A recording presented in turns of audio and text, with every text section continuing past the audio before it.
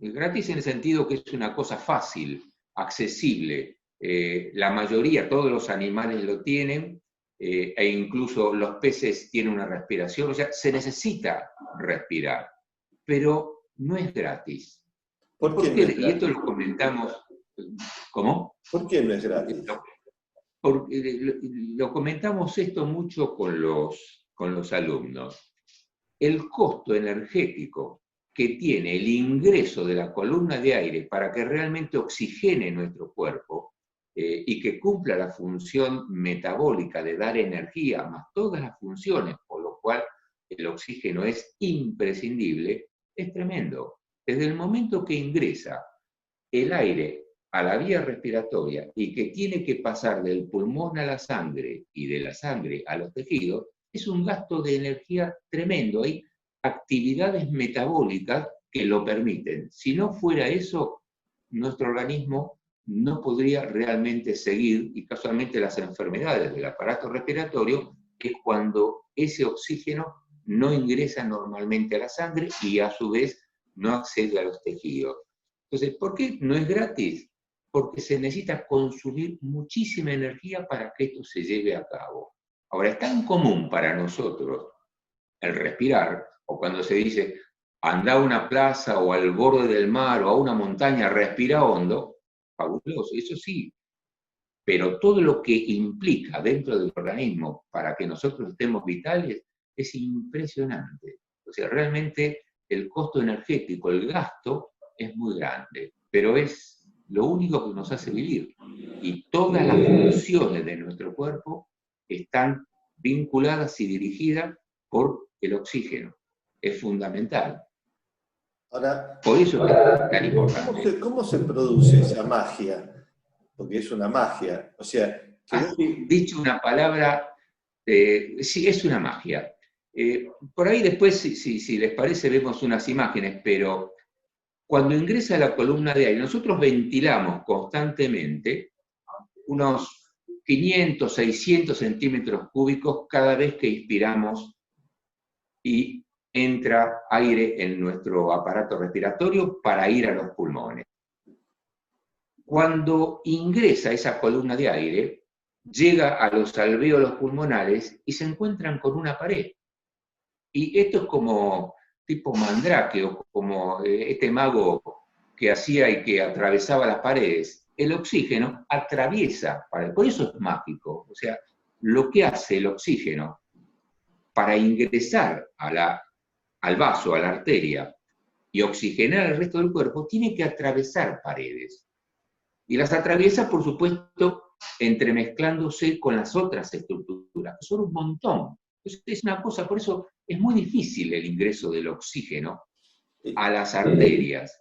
Y lo mismo es difícil cuando tiene que sacar y lo que es la sangre que ya está no oxigenada, salir como anhídrido carbónico, también le cuesta. Tiene que atravesar las paredes. La facilidad que tiene, por ejemplo, el anhídrido carbónico o el monóxido de carbono, que traspasa mucho más rápidamente que el oxígeno.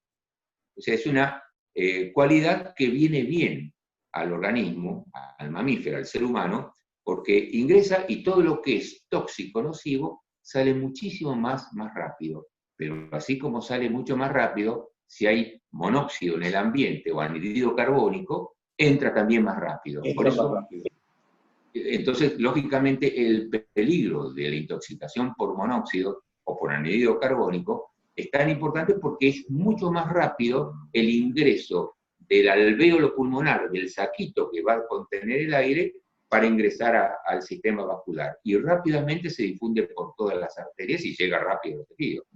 Otra magia, pues yo hoy digo, voy a complicarle la tarde a Roberto.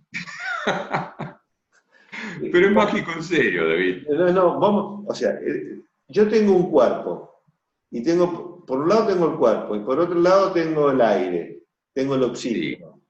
Sí. ¿Qué es lo que anima la vida? ¿Qué es lo que, de alguna manera, porque puedo tener los dos elementos, los tengo separados y no me sirve, hay algo en el medio que tiene que ver... ¿Cómo es el inicio? Claro, porque vos, por ejemplo, si yo quiero O sea, yo tengo la explicación, digo, mira, el aire, o sea, el oxígeno, nosotros lo necesitamos para lo que es la vida. Yo tengo el cuerpo, y si no tengo el oxígeno, no hay cuerpo. No hay vida. O sea, no se activa el cuerpo. O sea, para que se logre vida, además de cuerpo y oxígeno. Nadie lo sabe. Nadie lo sabe. Es muy rápida la respuesta.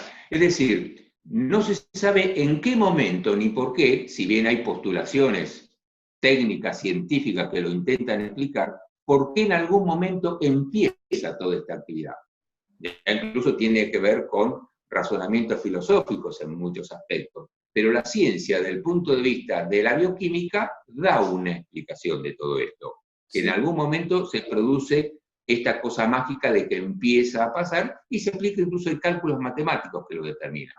Ahora, exactamente cómo y qué es lo que lo inicia, todavía no está muy determinado.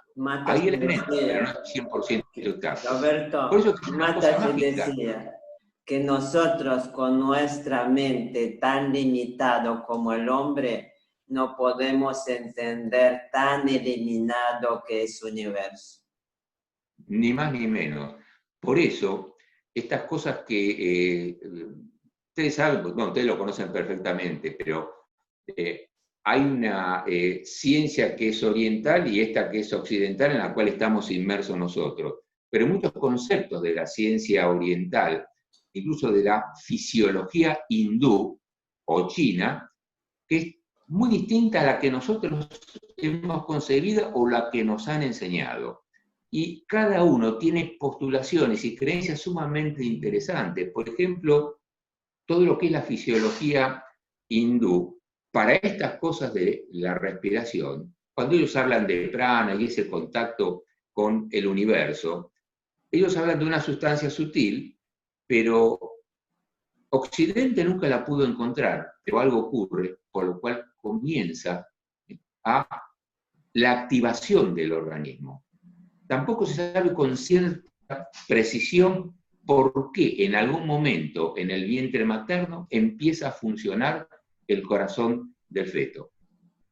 Por supuesto, explicaciones de uniones del componente químico, se unen, todo perfecto. Pero ¿por qué? ¿Qué es lo que determina que empieza? Roberto, ahí en ese caso, ahí tenemos dos elementos con vida que se unen.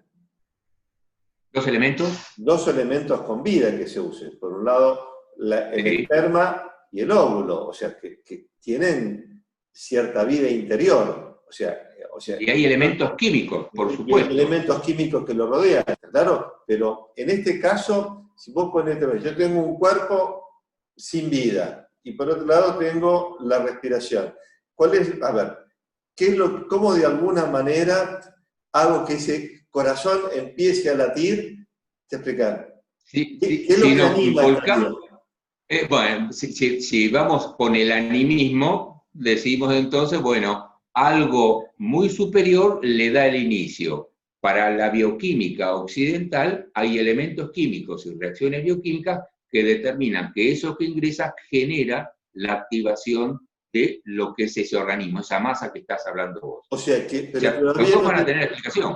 Pero todavía no tenemos la definición de cuál es la reacción química que se produce dentro del organismo. La puntual, no. Con precisión absoluta, no.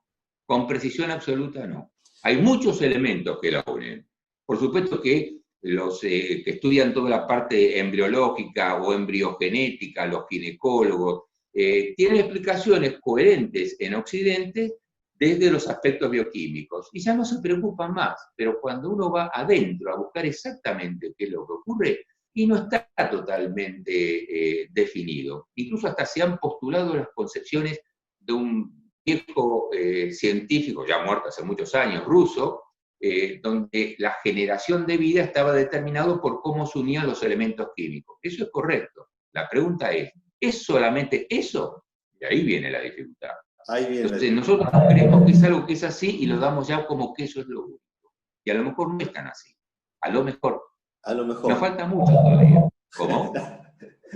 Bueno, tenemos lo que queda de esta vida para averiguarlo, y si no, en la próxima vamos a tener que volver. No sabemos cuándo lo vamos a saber. Siempre en el ámbito de cualquier ciencia, la idea es que en algún momento vamos a conocer un poco más cosas. Ahora, conocer todo, y yo le diría que uno que ya que está medio grande, cada vez sabemos menos de ciertas cosas. ¿Por, Y por, creíamos que conocíamos muchas, por qué y no conocemos menos. por qué Sí, no nos perdón. explicás del aire qué es lo que nosotros necesitamos los seres humanos para, justamente, para que se produzca ese milagro? Del aire, ¿qué es lo que necesitamos? El oxígeno. Para, ¿Y por para qué? vivir, sí, Sí. fundamental, ¿Y por qué no? fundamental. ¿Y por qué no otro elemento? Porque la naturaleza no lo proveyó. Pero así, por ejemplo, los peces tienen otra forma de, pero siempre terminan en el oxígeno. O sea, aunque toman moléculas de agua, siempre terminan en el oxígeno. Y fíjate qué cosa interesante, o fíjense, Yana y David, qué interesante que nosotros consumimos oxígeno y exhalamos anhídrido carbónico. Es lo básico, lo claro. ¿No? Hay muchas cosas más que se van ingresando y egresando, por eso elementos tóxicos que ingresan y otros tóxicos que salen. Y las plantas lo hacen al revés. Toman el anhídrido carbónico y emiten el oxígeno. Entonces el ciclo es casi perfecto, lo necesitamos de esa manera. Y vivimos gracias a eso. Bueno, Si algo de esto falta, alguna de las partes de estos dos reinos va a decaer seguro. bueno, Y necesitamos oxígeno. por eso tenés que fijarte en el cambio climático, tiene que ver cómo el hombre, anulando lo que es la naturaleza, sacando de las grandes ciudades, aumenta los niveles de dióxido de carbono, ¿está claro? Exactamente. O sea, por eso tenemos que, o sea, hay algo que el ser humano, vos sabés que siempre en mis charlas lo digo con la parte respiratoria, pero algo el ser humano no se da cuenta, que nosotros compartimos lo más íntimo que un ser humano puede compartir con el otro, y es el aire. Exactamente, exactamente. Hay que fijarse que nosotros respiramos casi 26.000 veces por día, a razón de 15 a 20 respiraciones, que la hacemos por minuto, la hacemos por hora, son casi 20 y pico de mil respiraciones por día. Y en cada exhalación que hacemos de ese medio litro, Sí. emitimos un montón de anhídrido carbónico que a su vez lo toma otra persona, cuando Así es. estamos cerca. Entonces, Vamos, bueno, pará, cuando eso es estás importante, cerca, ¿ves? Es cuando estás importante. cerca o cuando hay poca renovación de aire, por ejemplo, vos entrabas en un cine o Exactamente entrabas en igual. el subte y no sabés el aire de Exacto. quién estaba, o sea, por qué pulmones pasó antes que el tuyo. Esa es la Bueno, realidad. es que es así, o sea, y ¿por qué lo captamos? Cuando estamos en un lugar muy encerrado o que hay mucha gente, inmediatamente empezamos a sentir una opresión importante, donde tiene que ver mucho de los receptores a nivel de las internos a la nariz.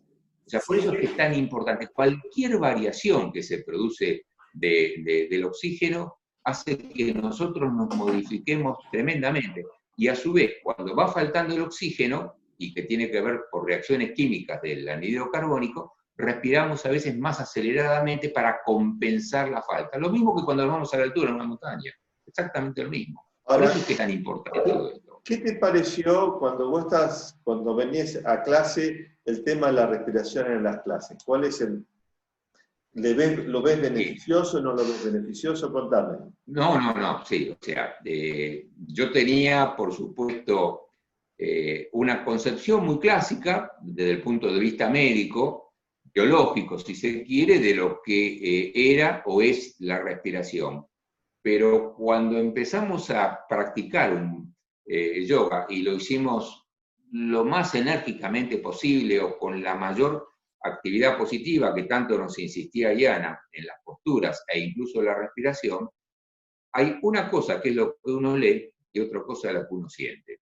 Uno leía los beneficios de la respiración que generaba un estado de estabilidad, que mejoraba la memoria, los estados emocionales, que si quieren charlamos un poquito de eso ahora, Sí. pero realmente cuando uno ya lo fue percibiendo con una cadencia o con un ritmo determinado, la cosa fue distinta, es decir, ya el ensayo fue en uno mismo. Y en ese ensayo, ¿qué es lo que está? El aumento, que es tal vez lo más importante, entre otras cosas, del aumento de la capacidad respiratoria. Es decir, la posibilidad de tener nuestro pulmón, porque respiramos mal, nosotros somos muy abortivos desde el punto de vista respiratorio. Yo sé que a algunos neumonólogos esto no les va a gustar, pero es así. A ver, Nosotros tenemos una capacidad pulmonar reducida, cosa que a veces los animales, en relación a lo que ellos hacen, tienen mucho más desarrollado. Nosotros respiramos mal, respiramos superficialmente. Entonces nuestros pulmones se acostumbran, como cualquier estructura biológica, que la ensayamos poco, la entrenamos poco, entonces tiene poca actividad de desarrollarse y expandirse. En el caso de la práctica de las asanas, de acuerdo a cómo se va haciendo esa inspiración, retención, que es fundamental, la retención, que cada uno tiene su nombre, bueno, que eso así nos fue enseñando Diana, y la expiración, y cómo se va haciendo todo esto, va generando una elasticidad mayor. Sabemos desde siempre que todo órgano que se usa poco, no se usa, va lo que se dice a la atrofia, pero disminuye la actividad.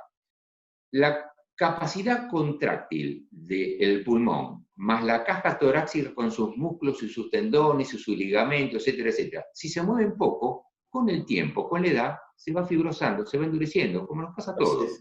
Pero cuanto más lo expandimos, las fibras elásticas se mantienen dinámicas y activas. Entonces, cuando esto está dinámico y activo, podemos meter mucho más aire adentro del pulmón. Y cuanto más aire tenemos, podemos llegar hasta casi 1 litro, 1,5 litros más de lo habitual, las funciones viscerales van a tener más oxígeno para poder utilizar en las funciones que cubre cada uno de los órganos. Y el cerebro, ya quiere hacer un comentario.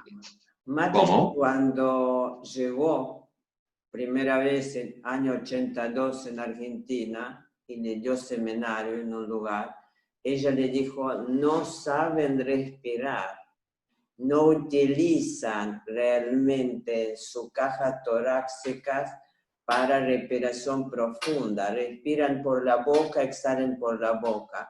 Entonces, a través de práctica del yoga, de Mataji, línea de Mataji, ella empezó en seminario a cada uno a enseñar respiración completa.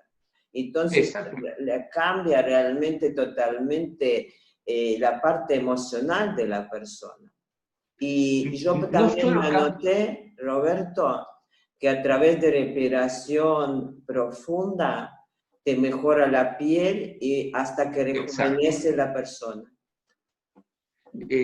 Claro, si uno se pone a pensar desde lo bioquímico puro, al haber más cantidad de oxígeno en cada uno de nuestras vísceras, incluso la piel, todo eso va a mejorar, se va a mantener en esa maquinaria, en ese metabolismo que tiene cada estructura, va a estar mucho más estimulado. Entonces, energía también, de memoria, todo mejora. Absolutamente. Y por eso los estados emocionales que a veces tenemos, que yo por ahí tenía una lámina. Ahora lo vamos a ver. No, está bien, no. ¿Qué es lo que pasa? Determinadas regiones de nuestro sistema nervioso van regulando y controlando el estado emocional. O sea, las emociones básicas, o emociones positivas como la risa, todo eso, la alegría, la tristeza, tiene una ubicación o se organiza en una estructura de nuestro sistema nervioso. Ahora, ¿qué es lo que tiene a su vez que ver conexiones con distintos sectores? Pero ¿qué ocurre? Cuando tenemos mayor cantidad de oxígenos, esas regiones están funcionando con mejor calidad.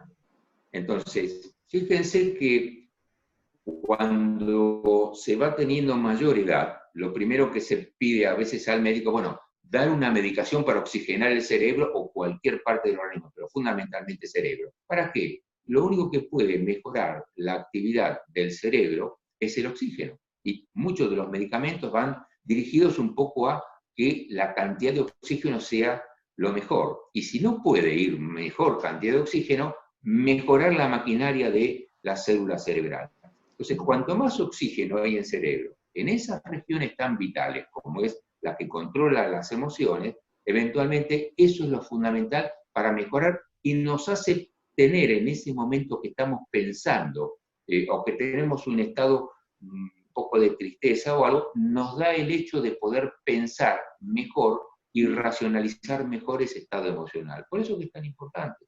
Mata se decía también, Roberto, que cuando uno lo hace asanas, posturas, si no combina junta asana con respiración completa, Claro. no le da 100% el beneficio. Exactamente. Bueno, no le da, es como una gimnasia. exacto. Lo que ocurre es que en este caso, la complexión máxima a nivel de oxígeno a nivel del pulmón, haciendo la movilidad, hace que el músculo en el momento que esté de mayor actividad tenga la capacidad oxigenativa necesaria para adquirir cada vez más turgencia, mayor actividad y mayor dinamismo. Por eso es cierto, lo que he leído y lo que uno así moderadamente ha practicado, la actividad con un control respiratorio ordenado, sistematizado, programado, hace de que la eficiencia sea, pero muchísimo más.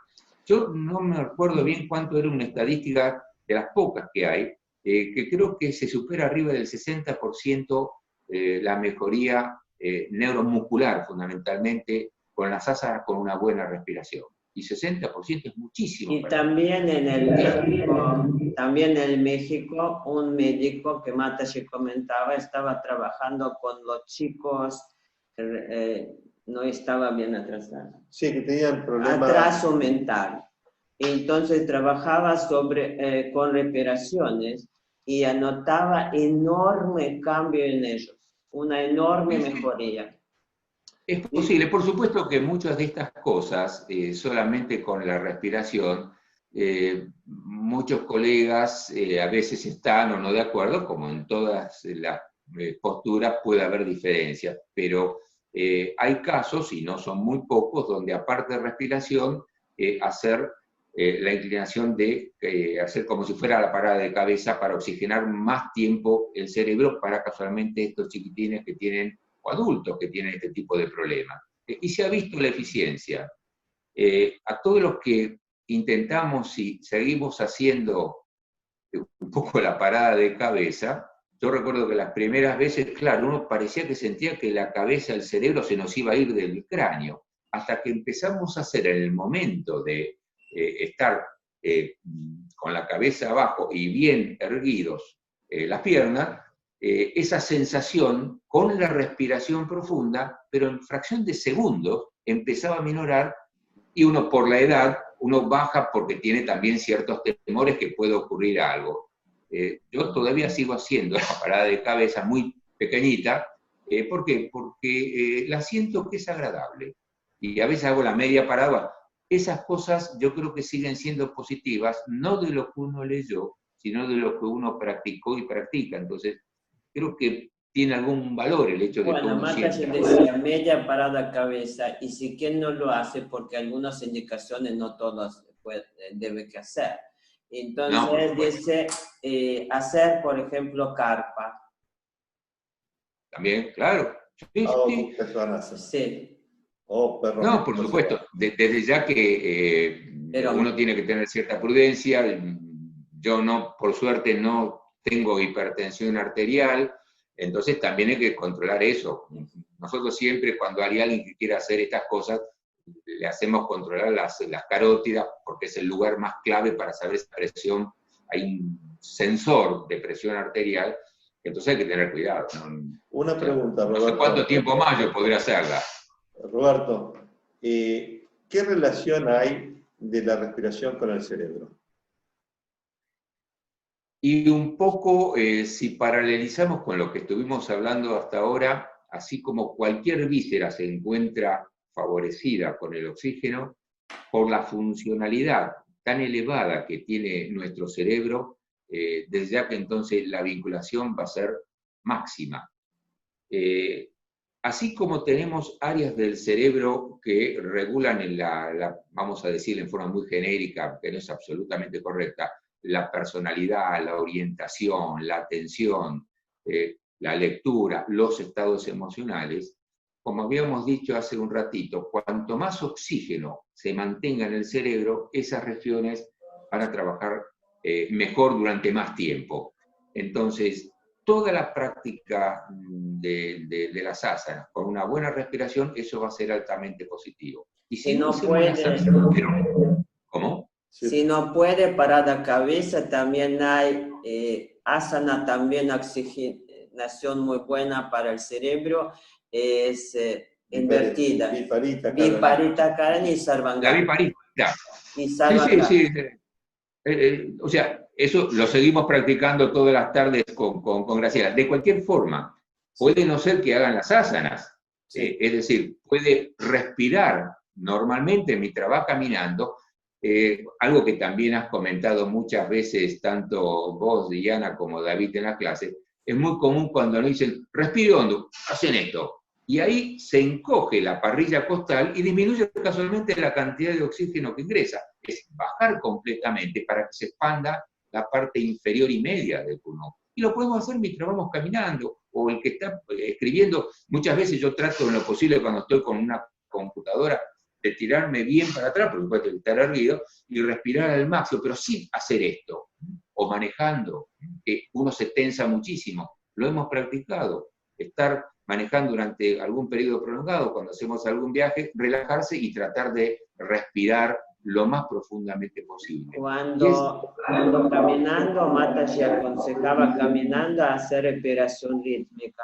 Por ejemplo, 3 pasos inhalo, 1 retengo, 3 exhalo. Eso es buenísimo, eso es buenísimo. Y eso además es lo que favorece la concentración, ¿no? Y también aquieta la mente. Ahora, ¿qué tiene? A ver, ¿hay una relación entre mi ritmo respiratorio y mis estados emocionales? No. Sí. Lógico. Sí. A ver, te adelantaste a una...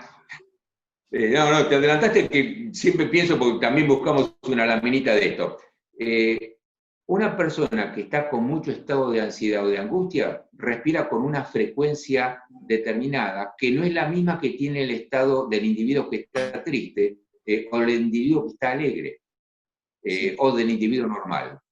Es decir, hay desde centros del cerebro que bajan por lugares muy específicos, por vías específicas, que llegan a la parrilla costal, al diafragma y a los pulmones, y le da la frecuencia que corresponde de acuerdo a ese estado emocional. Quiere decir que cuando uno está, por ejemplo, muy ansioso, o que nos ponemos nerviosos por algo, esto que está ocurriendo en este momento, uno ha visto, y está filmado incluso, gente que con este problema de los virus, saca la cabeza por la puerta, mira, a ver, como si llegara a mirar un virus, a ver si está viniendo algo, y no saben con qué miedo, y eso ya ha sido documentado con gran taquicardia y aumento de la frecuencia respiratoria. A todos los pasaría lo mismo. O sea, no sabemos qué es lo que... Yo conozco varios, yo te conozco varios. Yo conozco varios. Por eso, es decir, si uno hace una comparación muy directa, y hay mucha gente que se ha dedicado a esto, los yogis lo hacen por supuesto, aparte del control respiratorio, es muy frecuente que cualquier cambio emocional modifica muy intensamente lo que es nuestra respiración. El problema está, por ejemplo, en los ansiosos o en los deprimidos, que hace una respiración muy pequeña, muy cortita, y entonces se empieza a hipoventilar. Entonces ahí es un problema. Entonces hay que tener cuidado porque en estos estados... Que no enseñan respiración, Roberto, no enseñan. Ojalá que si en colegios se enseñan. No, seguro. Por eso cuando alguien tiene una crisis de pánico o está con mucha ansiedad, con buen criterio, a veces sin conocer todos estos detalles, alguien le dice, bueno, respira hondo, tranquilo. Bueno, eso es lo mejor que puede ocurrir, porque individuos con mucho temor, por cualquier causa, pero que tienen ansiedad, con miedo, con inquietud, respira aceleradamente, junto con la taquicardia, el aumento de la frecuencia cardíaca, sube la presión, todo lo que se desorganiza en el momento de estrés. Los estados de estrés modifican la frecuencia respiratoria. El problema es cuando esa frecuencia respiratoria se mantiene durante muchísimo tiempo, que eso sí es una agresión para no solo el cerebro, sino también el resto de las vísceras. Por eso no podemos estar haciendo un asana, por ejemplo, estando terriblemente tensionado. Primero respirar, bajar nuestros decibeles un poco y recién iniciar. Eso es algo que nos has enseñado vos también, David o Diana. Pero aparte de eso, es fundamental. Cuando vemos a una persona nerviosa, le decimos, quédense tranquilos, esperemos un poco, cuente hasta 100, lo que sea, y empezar después. Es muy la vinculación entre cerebro y respiración es permanente y constante. Por eso es tan importante esto. Ahora, en principio, ¿qué efectos puede tener una mala respiración sobre nuestro organismo? ¿Cuáles son las consecuencias de una mala respiración? Y una mala respiración, llamémosle una hipoventilación. Por ejemplo, nuestros pulmones en el ser humano, las regiones superiores de los vértices, ya naturalmente son con poca ventilación. Es una condición natural por la distribución de los... la parte alta del pulmón. La parte alta, lo que son los vértices. Los vértices del pulmón tienen poca. Por eso era muy frecuente, ahora hay pero menos, el bacilo de la tuberculosis se alojaba con bastante frecuencia en esa región porque estaba poco oxigenada. Era muy característico eso. O sea que, pero un segundo, quiero detenerme acá. O sea que en principio el bacilo de tuberculosis se alojaba en lugares del pulmón en los cuales tenía poca ventilación. Con menos ventilación, con menos ventilación. Entonces, o sea, si yo, en parte, si oxigeno bien mis pulmones, de alguna manera es como un antídoto contra la tuberculosis. Te lo respondo de otra manera, David. Sí. ¿Por qué los clásicos médicos de la época nuestra antes los mandaban a Córdoba o a los lugares a las montañas para respirar mejor? Porque oxigenaban mejor sus pulmones y muchos de ellos no había medicamentos para la tuberculosis y mejoraban fundamentalmente por el oxígeno puro, mejor, que ingresaban y les enseñaban un poco a respirar. Y lo he visto cuando hacían en el Hospital Muñiz, los médicos les decían a los pacientes tuberculosos, muchos años atrás, estoy hablando de esto, a cómo respirar para que su pulmón esté lo mejor oxigenado posible. Ya no se utiliza. Vos sabés, Roberto, de que en estos días con que están haciendo todos estos testeos y todas estas cosas, está apareciendo que en estos lugares, lamentablemente, barrios populares, se están encontrando con muchos casos de tuberculosis. Sí, eso ya se sabía de antes. Y ahora ha sido más evidente, probablemente. Sí. O sea, por supuesto que todo esto va inserto con a lo mejor poca alimentación, una serie de procesos de orden nutritivo cada vez peor, otras enfermedades previas que van teniendo estas personas. Entonces, cuando se inserta cualquier tipo de germen, no tiene por qué ser este virus, la agresividad y el estado inmunológico es mucho menor. Y una cosa que me olvidé de comentar, cómo mejora el estado inmunológico, o sea, las defensas, la oxigenación del cuerpo. Bueno, ¿qué relación hay entre el estado inmunológico y la respiración?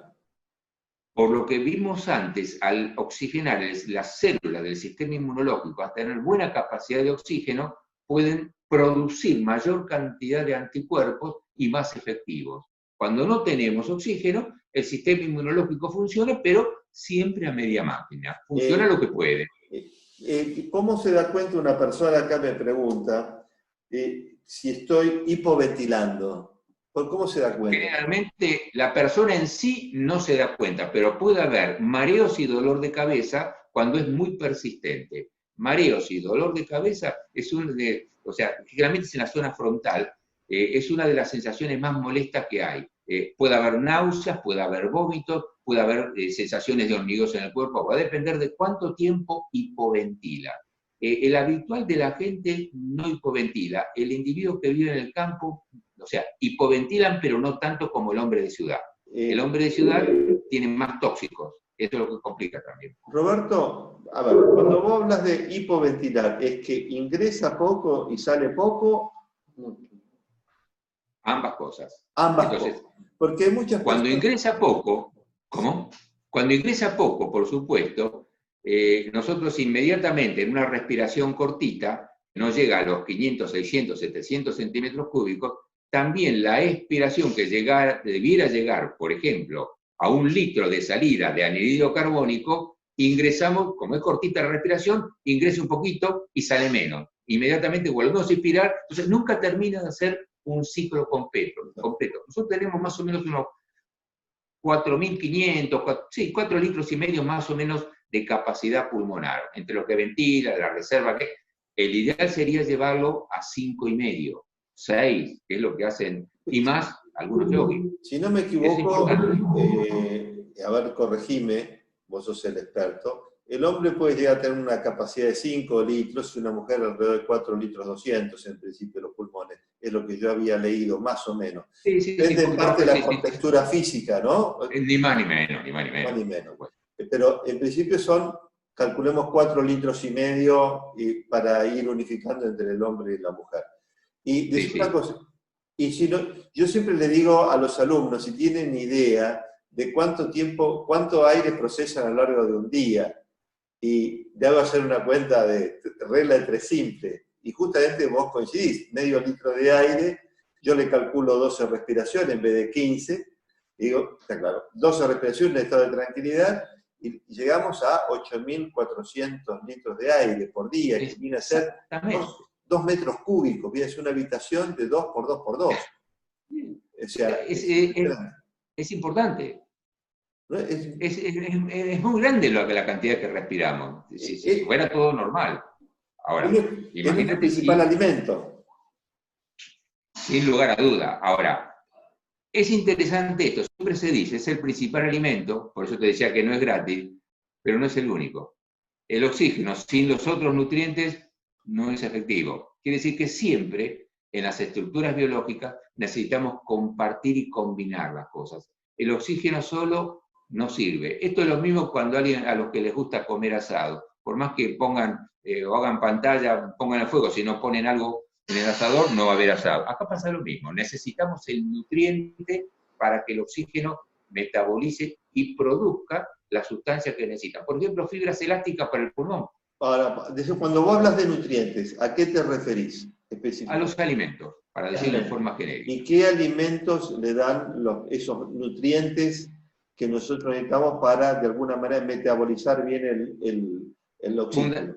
O sea, los nutrientes que se necesitan son fundamentalmente los minerales, proteínas y grasas, es lo clásico. Algunos comerán más carne, otros lo harán en forma de vegetariano, pero es fundamental las vitaminas y los minerales para que todo esto, porque vitaminas y minerales están incorporados, de acuerdo al tipo de alimentación que tenga cada persona, en todos los alimentos que incorpora el ser humano, son coenzimas, es decir, son colaboradores del oxígeno para que la maquinaria biosintética, o sea, la maquinaria de energía, tenga efectividad. Si no tenemos esos minerales o esas vitaminas, esto se funciona poco. Entonces, es oxígeno, que es el combustible, y los elementos para que este combustible tenga efecto. Por eso es tan importante los minerales y las vitaminas. O sea que esos minerales y vitaminas los vamos a encontrar principalmente en alimentos con poca procesación. A medida que los vamos procesando, van perdiendo parte. Eso es cierto, eso es cierto. Por eso, muchísimos de los alimentos que están en este momento en el mercado y que a veces es muy difícil llegar a poder soslayarlo, para procesar, envasar y que tenga una duración durante mucho tiempo, necesitan alterar la estructura química de estos alimentos. Entonces, ahí es cuando se pierden elementos vitamínicos y nutrientes. Entonces, ¿qué se hace? Se hace exteriormente el agregado fundamental, como ven ustedes, ¿por qué la leche tiene que tener agregados de vitamina C o de calcio? Si se supone que tendría, por lo menos para el chiquitín, la mayor cantidad. Bueno, porque en el procesado de desgrasarla, de hacerlo envasar y demás, se necesita y se deteriora ese proceso. Entonces hay que incorporarlo exteriormente. El efecto, ¿es exactamente igual al natural? Digamos que sí, para no estar demasiado exigente. Hace efecto, y está bien que se haga, pero no es el alimento natural. Sí, perdón. Voy a un tema más técnico. Nosotros ya tenemos calculado, tenemos una idea de cuánto aire procesamos a lo largo del día a través de nuestros pulmones. Pero tenemos también otro órgano respiratorio que lo pasamos por alto, y es nuestra piel. El órgano más grande del cuerpo. Y decir una cosa, ¿se tiene idea de cuánto, aire procesa la piel a lo largo del día? Yo te diría una cosa, no quiero desmistificarte la piel no respira. No respira la piel. No nos asustemos, la piel no respira.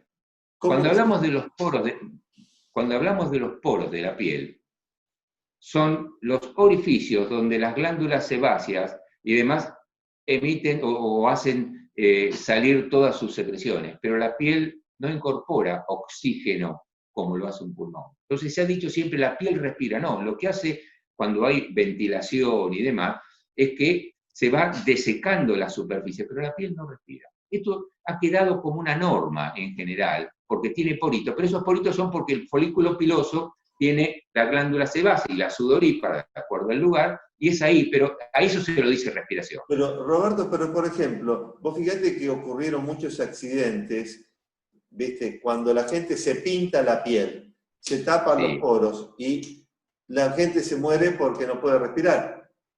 No. No, Se ¿de qué tapa mueren? porque al neutralizar las glándulas sebáceas y sudorípara, toda la eliminación de minerales negativos que tiene que salir y desintoxicar no lo hacen correctamente, no es por el oxígeno. ¿No es por oxígeno? Entonces, No es por oxígeno.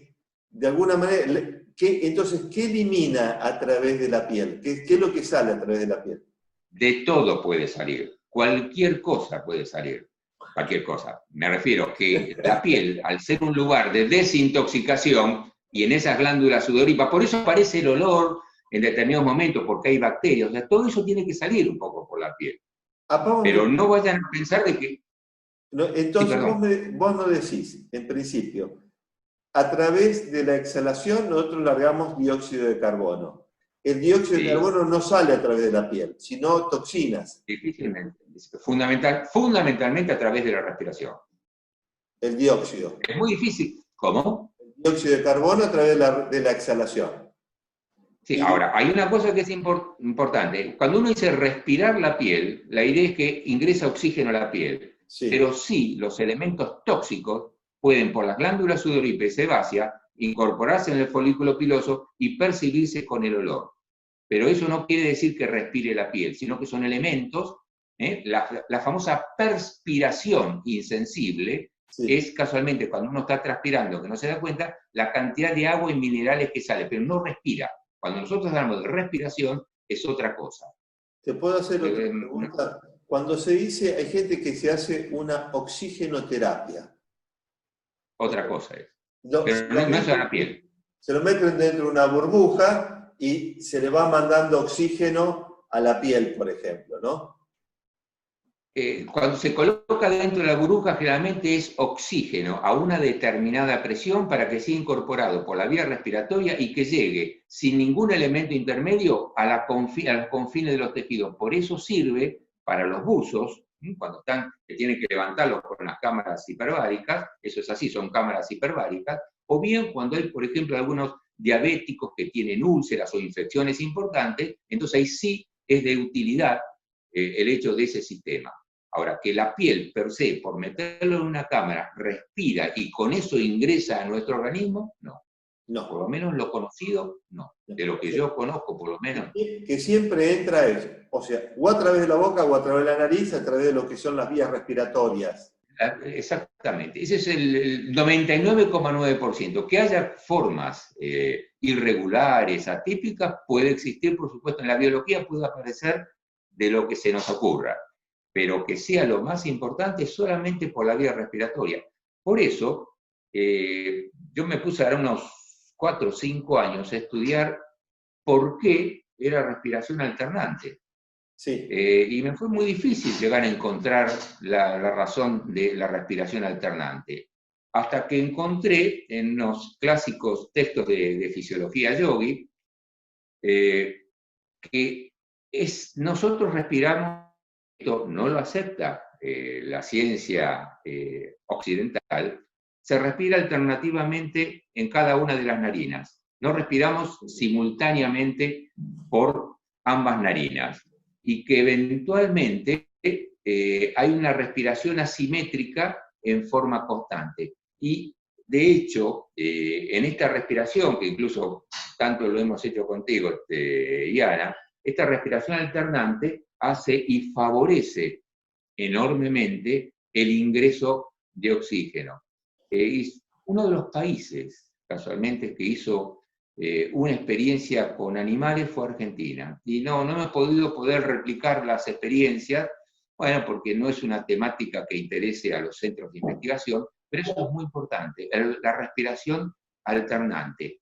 Incluso cuando ingresa a las fosas nasales, lo lleva casi rápidamente a los 32, 34 grados más o menos, y ingresa en forma distinta aparentemente. No es que va a la columna directo, eso para todo lo que es la fisiología oriental. Algunos no están de acuerdo, bueno, eso dependerá de... Una pregunta con respecto a esto. ¿Cómo?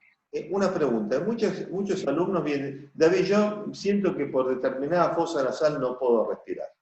Está tapado. Sí, ¿qué es lo que pasa? ¿Qué es lo que pasa? Puede ocurrir lo siguiente, no sé si eso fue una pregunta de un alumno. De un alumno. Puede ocurrir que haya alguna oclusión en alguna de las narinas por alguna enfermedad o algo diferente. Sí. Ahora, lo que ocurre es que los cornetes se inflaman, los que están en la parte interna de la pared de nuestra fosa nasal, se inflaman con mucha facilidad. Ahora, pareciera ser que no es solamente, ¿para qué servirían los cornetes aparte de mantener la conexión con los senos? Pareciera ser que tiene, por supuesto, la función de calentar la masa de aire, pero hay a veces que ambas fosas nasales no trabajan exactamente igual y no hay ninguna enfermedad. O sea, como que respiran naturalmente de esa manera.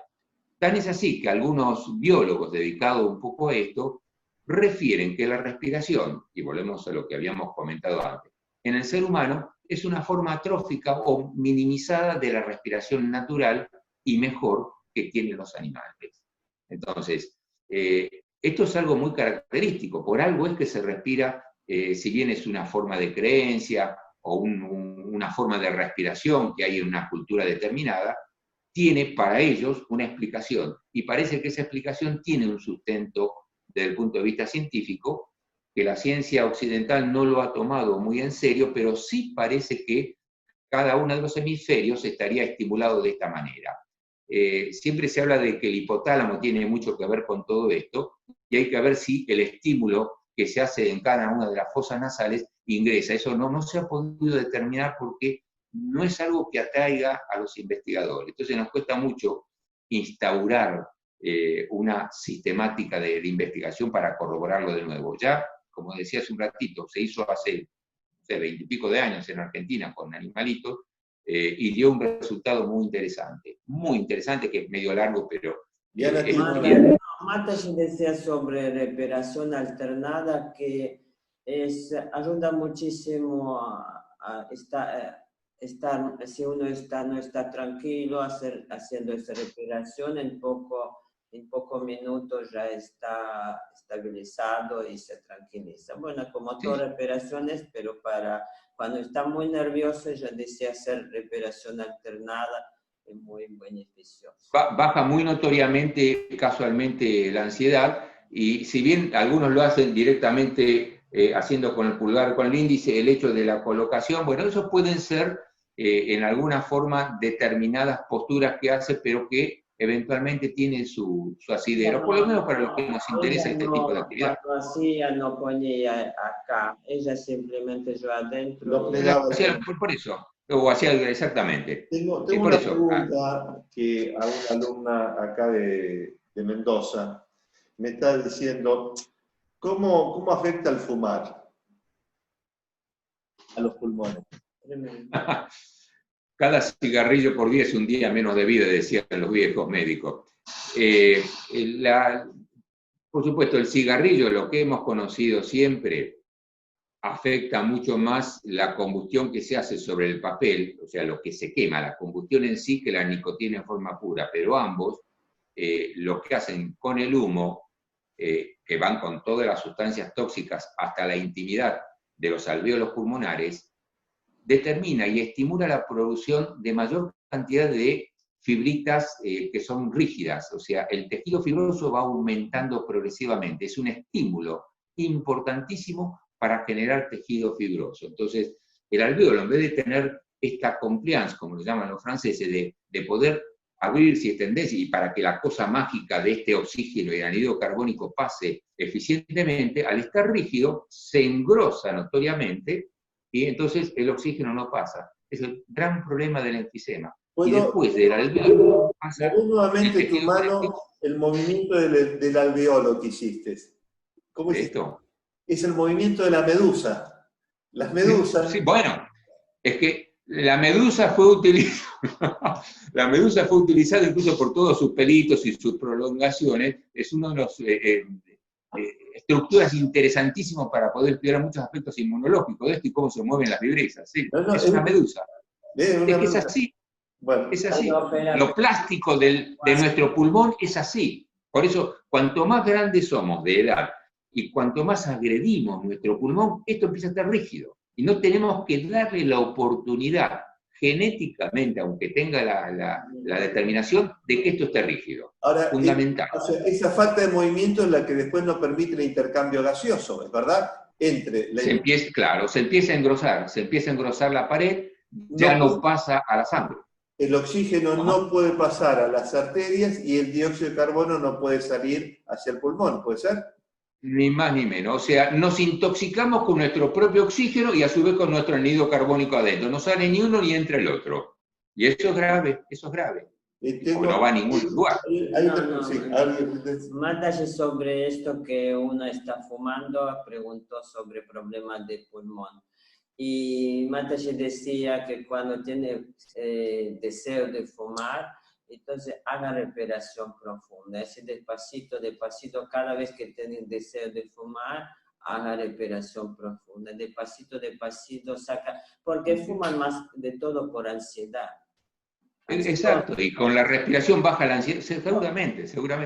Es difícil, a veces muy lento, cuesta mucho llegar a hacerlo, pero es algo que es concreto, es real todo eso, es real. Tenemos otra pregunta. Tengo otra pregunta. Dice, quería preguntarle acerca del asma. ¿A qué se debe y si se puede curar? A través de respiración profunda, Matashi decía, y determinadas asanas, especialmente para abrir la caja torácica con este problema. Esto le dijo de Matashi, que se cura seguro, es decir, yoga asanas indicadas para quien tiene problema al asma con respiración completa. Ahora el médico más profundo. No, es que casualmente en esto, volvemos un poco en el principio del asma o la fibrosis por del famoso EPOC, la insuficiencia respiratoria por una fibrosis.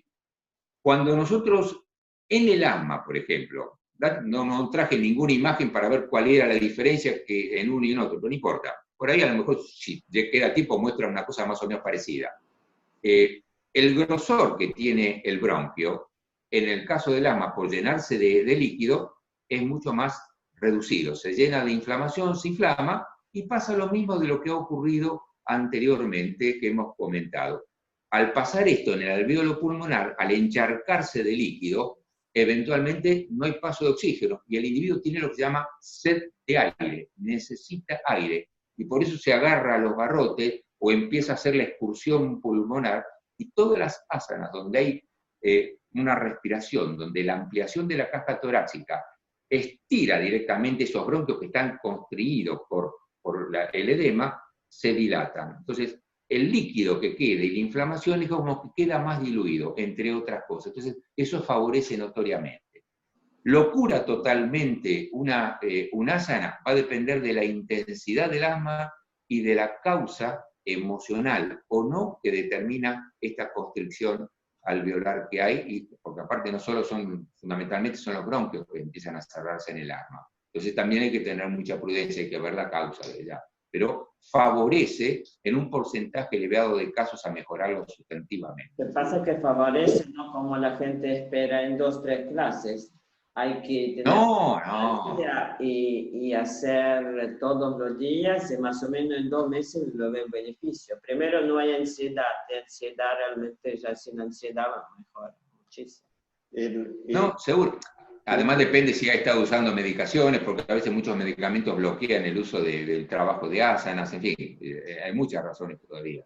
Pero sí, no, en un mes solo no se soluciona todo. ¿Verdad? Ahí está. ¿Cuántas veces al día habría que practicar, Diana? ¿Qué te parece? La respiración. Acá pregunta. Bueno, principiantes realmente que cuando recién empieza, es también indicaba Indra Devi, Mataji, que empezar con 6 respiraciones 2 veces por día y después aumentando por semana, no por día, aumentando una respiración hasta que llegar a 100 respiraciones por día. 100 respiraciones por día, 15 minutos.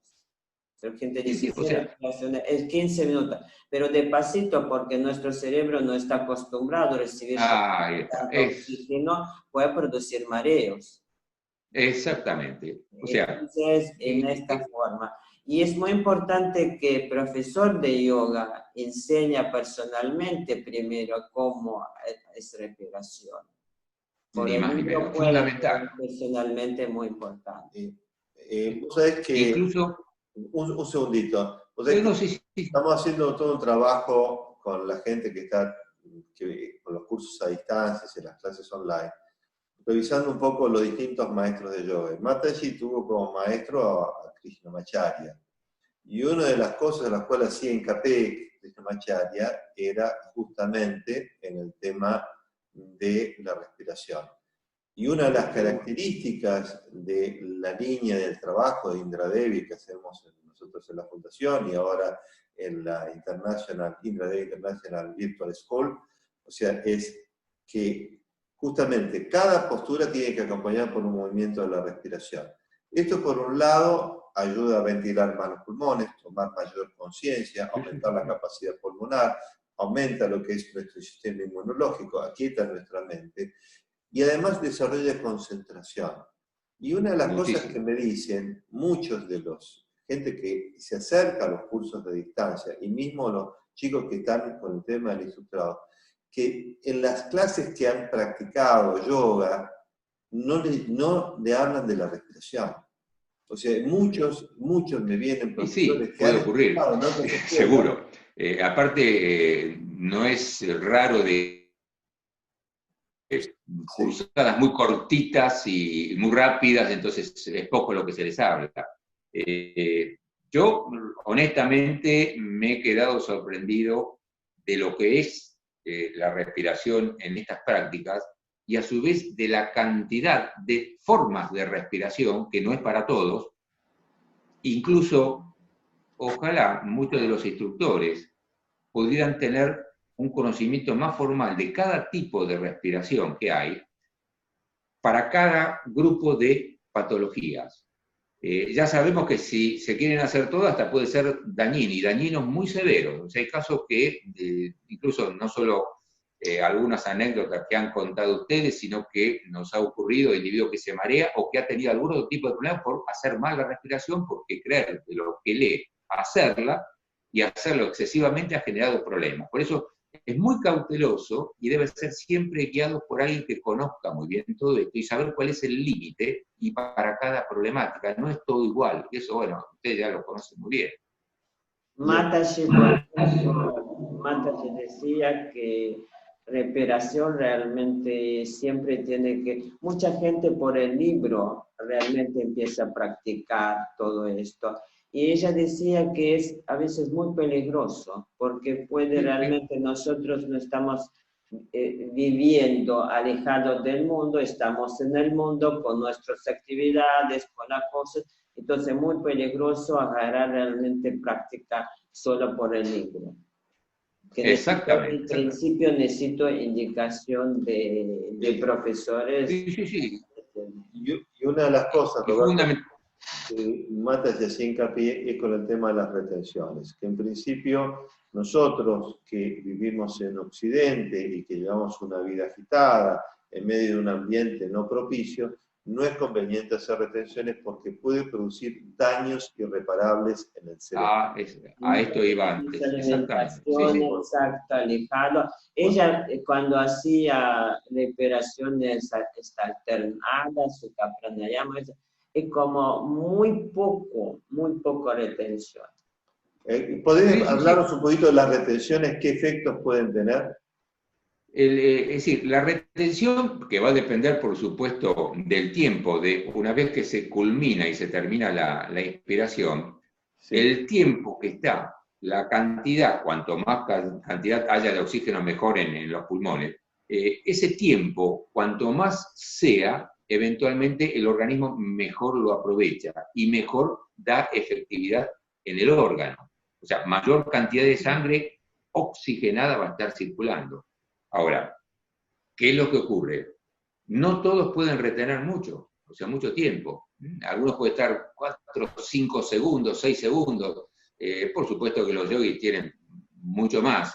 Y ahí es donde pudieron observarse fisiológicamente los grandes beneficios que genera mantener el estado de contención antes de hacer la expiración. Y en la expiración, otro elemento importante que poca importancia a veces se le fue dando, no a ustedes, sino que uno lo ha visto en general, la eliminación total, o sea que la reserva expiratoria vaya al máximo, que salga todo para que así salen los tóxicos y el anhídrido carbónico. Eso pocas veces se hace. Se hace una expiración cortita y queda retenido. Una retención y sale poco. Por eso es tan importante controlar y ver la respiración, pero el tiempo que uno tiene después de una inspiración hasta hacer nuevamente la expiración, cuanto más prolongado sea, por supuesto mejor. Y en esos momentos donde se está en inspiración máxima, fue cuando los yogis pudieron controlar presión arterial, el tamaño de los vasos, que no es poca cosa, y funciones orgánicas, la eliminación, por ejemplo, de hormonas. Esto no es chiste, es decir, no es un invento. Una pregunta más sobre este tema. En el caso, vos hablaste recién de la retención con pulmones llenos. ¿Cuál es tu opinión y qué efecto se produciría con una retención con pulmones vacíos? Una vez que expulsé todo el aire que está en mis pulmones y hago una retención. O sea, eliminás completamente el aire y no haces nueva inspiración. Se inunda, no volvés a expirar. Así es. Se inunda de anhídrido carbónico, el anhídrido de la sangre, el anhídrido carbónico llega a nivel hipotalámico, hipotálamo, centro respiratorio, y se produce la expansión. O sea, puede llegar a alterar la estructura orgánica. O sea, el anhídrido carbónico es un gran estimulante para volver a respirar casualmente. Pero uno puede eliminar un tiempo, pero no puede mantenerlo. Por eso estar abajo del agua, sin respirar, podemos tenerlo un tiempo, pero no permanente. Ahora, ¿por qué? Porque el anhídrido, por eso se ahoga la gente, porque bruscamente se hace la expansión. O sea, un reflejo. ¿Ahí es donde se pueden producir daños en el cerebro? Sí, en el cerebro, en el humor vítreo de los ojos, a nivel ocular, en el hígado, sí, se producen muchas alteraciones. O sea, todo esto altera. Ahora, hay individuos, la otra vez estaba viendo porque me llamó mucho la atención, yo no sé si era en la zona del sur de Tailandia, no recuerdo, que son buceadores profesionales por trabajo, que están entre 5 a 10 minutos abajo del agua, sin ningún snorkel, sin nada. Son los buscadores de perlas. ¿Cómo? Son los buscadores de perlas. Incluso algunos han llegado hasta 15 minutos. Entonces dicen, bueno, acá no fueron a ninguna academia. Bueno, hay condiciones naturales que tiene la gente. Incluso los orientales tienen una situación especial que en Occidente no la quieren a lo mejor admitir para este tipo de cosas. La paciencia china que se dice, o oriental, es una cosa muy, muy reconocida realmente. Acá hay una última pregunta, y antes que Yana empiece con la corta meditación que vamos a hacer, es ¿por qué en general la expiración, a mí no me gusta decir expiración? No, exhalación. A mí me gusta inhalar y exhalar, porque si no uno exhala, y expira. Sí. Alguna vez lo vamos a hacer, seguro. Bueno, sí, vamos a hacerlo, pero no lo llamemos. No, seguro. Entonces, ¿por qué parece que la exhalación es más larga que la inhalación?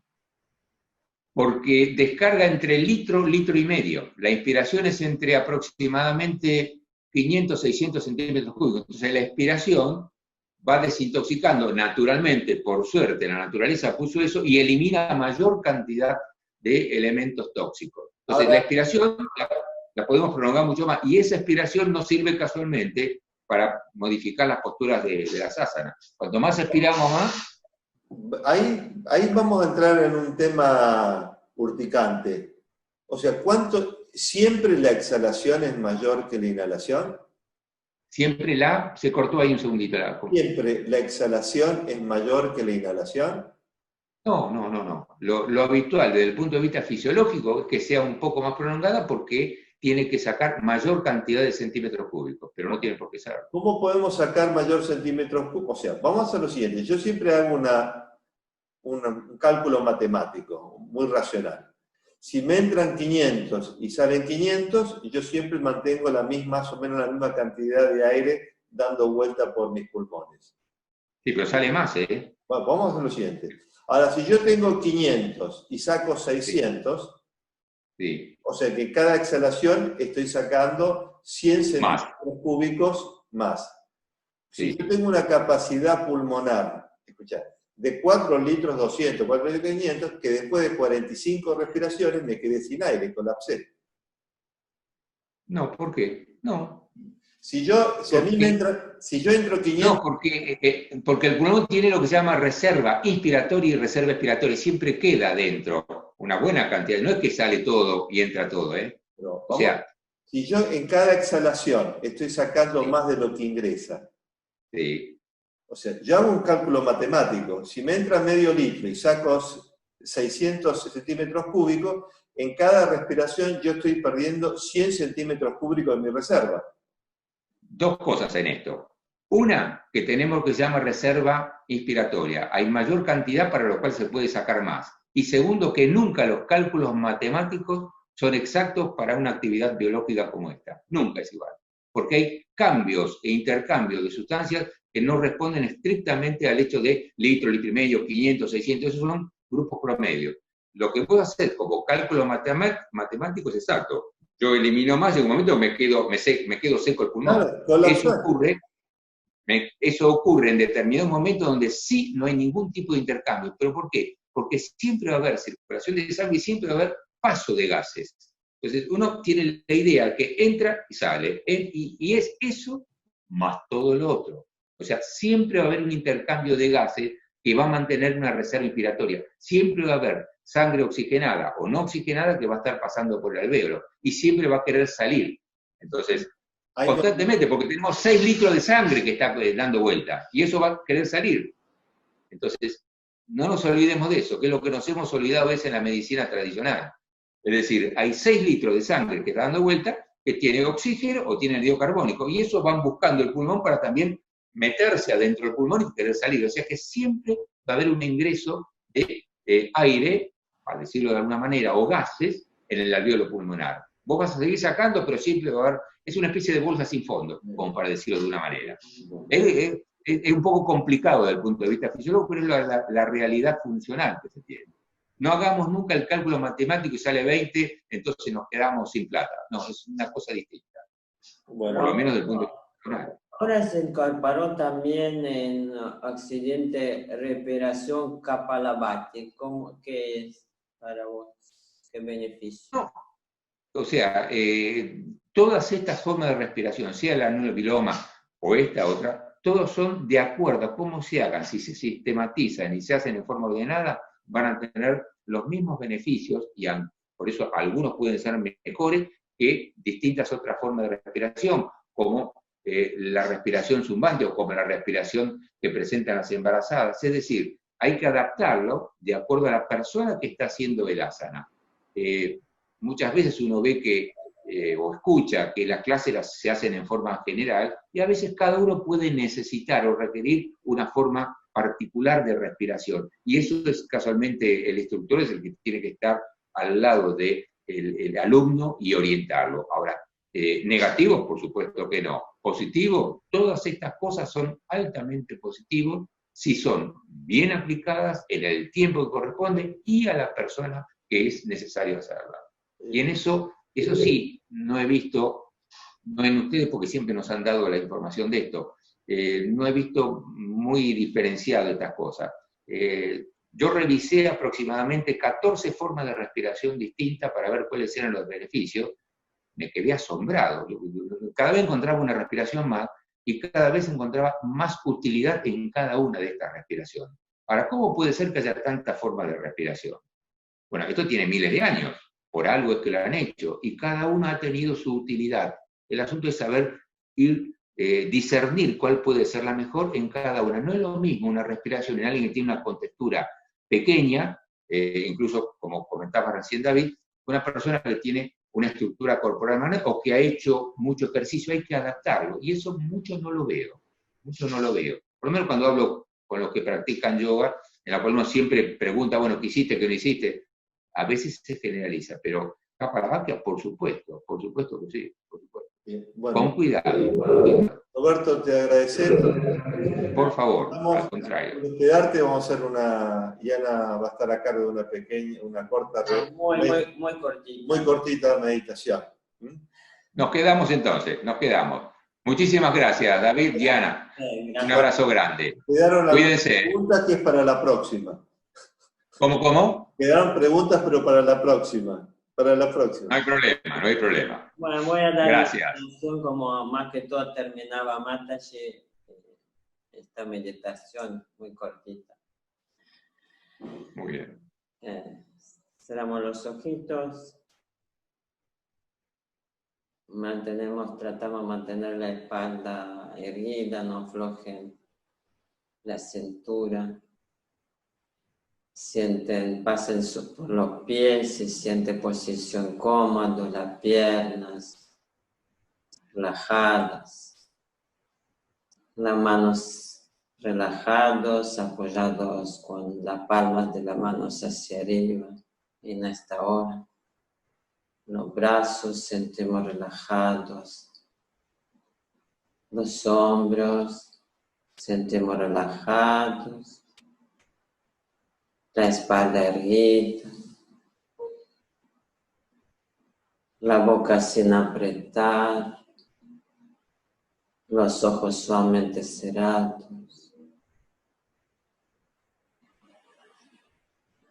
la cabeza relajada. Conectamos con nuestra respiración tranquila, natural, respiración por la nariz.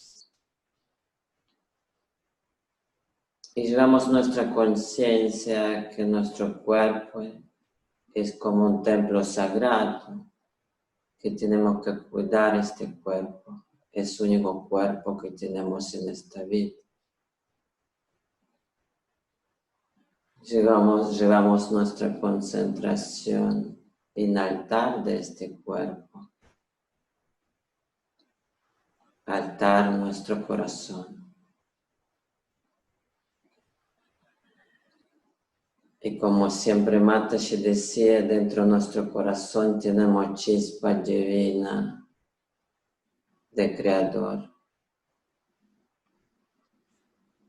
Y cómo se manifiesta el Creador a través de luz, pura luz. Y sentimos como esta luz subimos hasta la boca. Que cada palabra que sale de nuestra boca, tratamos de estar conscientes, no lastimar a nadie, sale a través de luz y amor. Y llevamos esta luz que entra a nuestros ojos, que todo y a todos que miramos a través de luz y amor.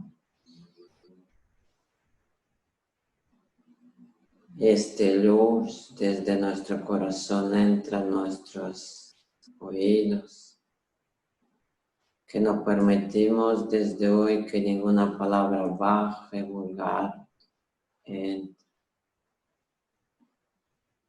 Esta luz desde nuestro corazón entra a nuestra mente. Que estamos cada vez más conscientes que pensamientos entran en la mente. Los pensamientos sanos y puros. Esta luz sube más bañando toda nuestra cabeza, y como una lluvia de luz desde la cabeza pasa por todo nuestro cuerpo hasta los pies. Y sentimos como esta luz también baña nuestro cuerpo externo e interno.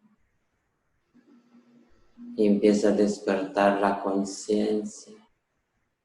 ¿Quién soy? Mi verdadera esencia, ¿quién soy? Y mentalmente desde nuestro corazón me afirmo. Soy luz y amor.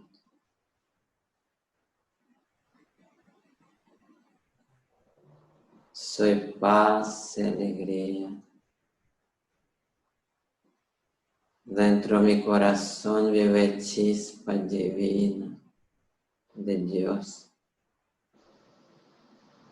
Y desde hoy no voy a tener miedo de nada ni a nadie.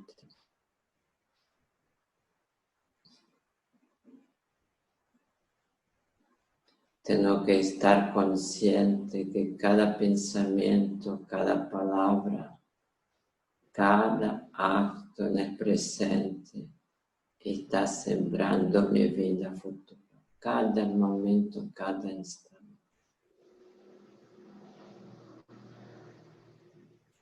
Y en este momento desde tu corazón transmite luz a todos tus seres queridos, a toda tu familia. Transmitir luz en tu casa para que entre salud, felicidad, paz y alegría. Transmitir luz a todos quien vos sentís en este momento que querés transmitir luz y amor. Transmitir luz también a las personas que hicieron algo desagradable. Transmitir luz para que despierta la conciencia.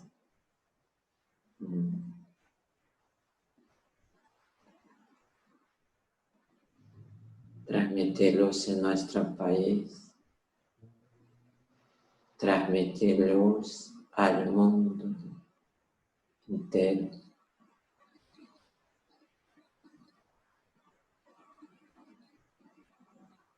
Y donde está la luz no puede llegar nada negativo. Cuando tu mente es sana, cuando tu corazón lleno de luz y amor, ninguna oscuridad puede acercarse en tu vida.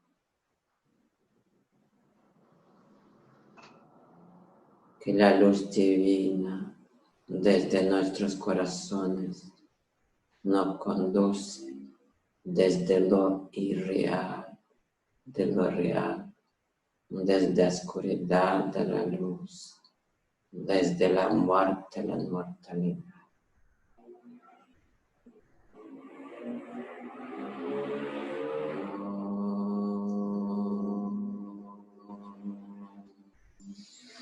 Shanti, Shanti, Shanti.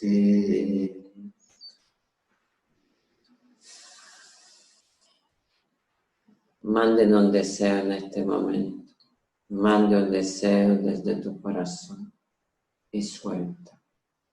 Suelta. Y mentalmente diga, quiero esto si es bien para mí. Y si no está bien, no lo quiero. Que se haga tu voluntad divina, hoy y para siempre. Y haga para los demás que te gusta que lo hacen para vos. Y no lo haga para los demás que no te gusta que lo hacen para vos. Esto siempre Indra debe repetir antes de dejar este cuerpo. Haga para los demás que te gusta que lo hacen para vos.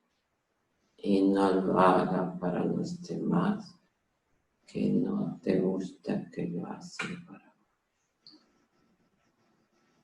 Y ella decía, sí, es una forma de vivir fácil, tranquilo, relajado y feliz. Om Shanti. Roberto, cariños. Muchísimas gracias. Un abrazo grande y cuídense mucho. Y Gracias. Muchas gracias a todos los que están por Facebook, que nos están siguiendo. Y bueno, cualquier duda, cualquier pregunta que tengan, pueden escribirnos aquí en la página y vamos a contestarlo. Suerte, hasta el próximo sábado. Hasta el próximo sábado. Chao, chao, chao. Cariños. Suerte.